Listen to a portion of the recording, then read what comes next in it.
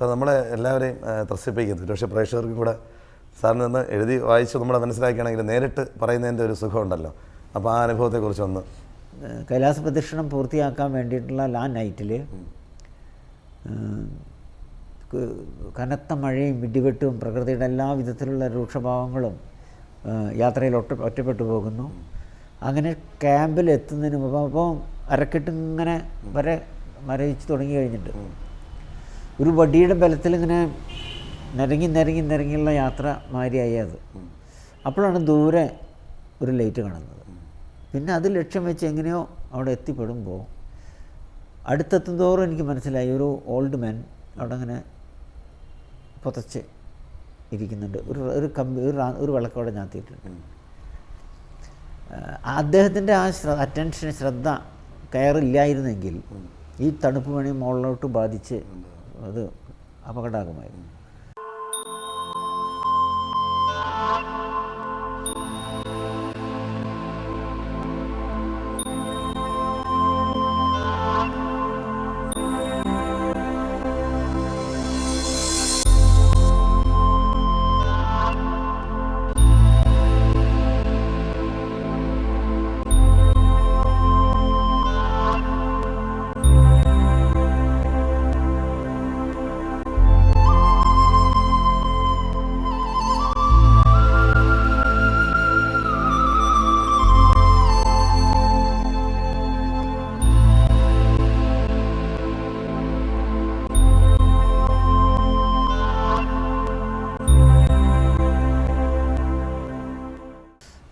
പക്ഷെ അദ്ദേഹം അത് ഡ്രസ്സ് ഒരു 6 ലെയർ കമ്പിളി വസ്ത്രങ്ങൾ ഒക്കെ നനഞ്ഞ് പിണ്ടിയായി അതൊക്കെ ഊരിക്കളഞ്ഞ് പുതപ്പ് കമ്പിളി കൊണ്ട് ചുറ്റി അങ്ങനെ ആ അറ്റൻഷൻ അവിടെ ഉണ്ടായിരുന്നു.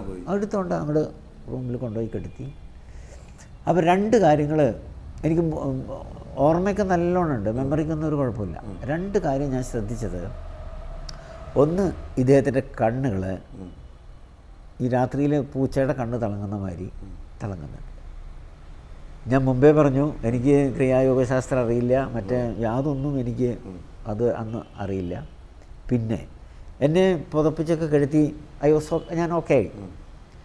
ഈ റാന്തലെടുത്ത് അദ്ദേഹം നടന്ന് ആ റൂമിൻ്റെ പുറത്തേക്ക് പോകുമ്പോൾ എനിക്ക് തോന്നി അദ്ദേഹം എന്തെങ്ങനെ ഫ്ലോട്ട് ചെയ്യുന്ന മാതിരി പോകുന്നു എന്നിങ്ങനെ എനിക്ക് തോന്നി.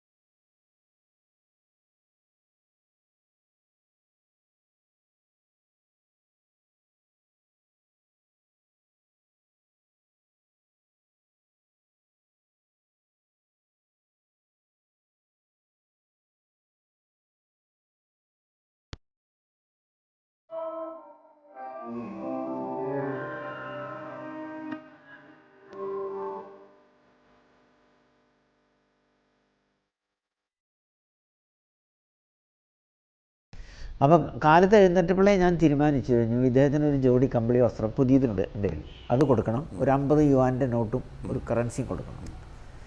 ഇതിനു വേണ്ടി ഞാൻ ഈ കെയർ ടേക്കർ എന്ന് പറഞ്ഞ കാലത്ത് ഞാൻ അവിടെ ഒരു ഹസ്ബൻഡ് വൈഫും അവിടെ കണ്ടു. അവരെനിക്ക് ചായയൊക്കെ തന്നു. അവിടെ ഡോർമ മുട്ടിയപ്പോൾ വിരന്യവാലൂറുണ്ട്.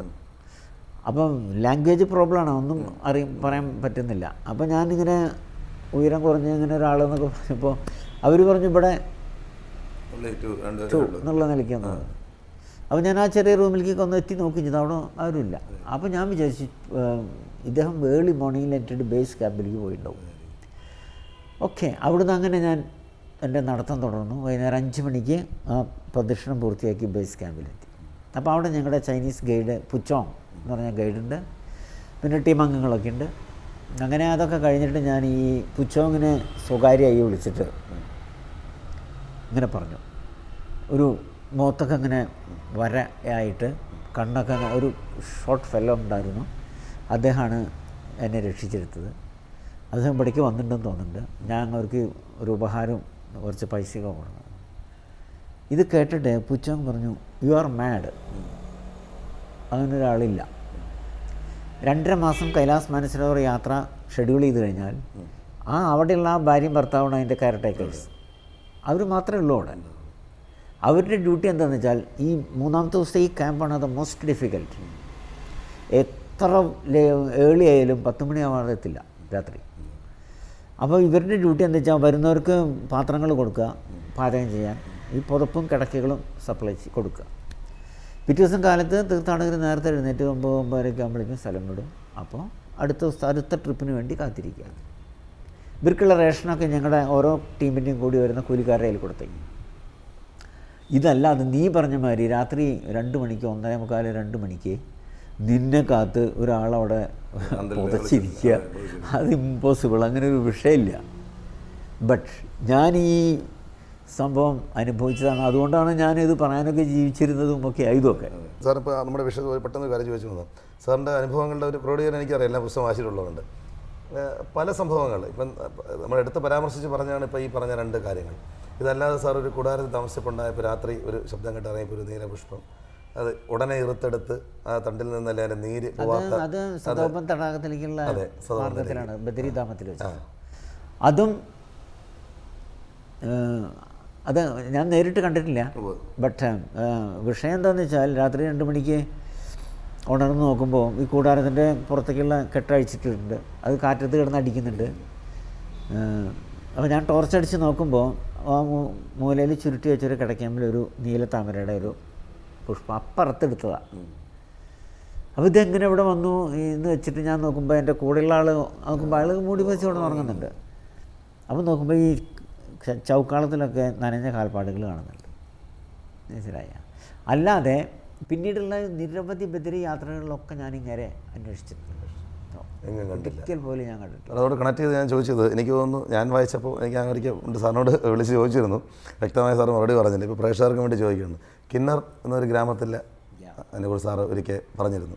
പക്ഷേ അതെനിക്ക് തോന്നുന്നു ഒറ്റ വരിയിൽ സാറ് നിർത്തി എന്നാണ് എൻ്റെ വായനയുടെ ഓർമ്മ ശരിയാണെങ്കിൽ.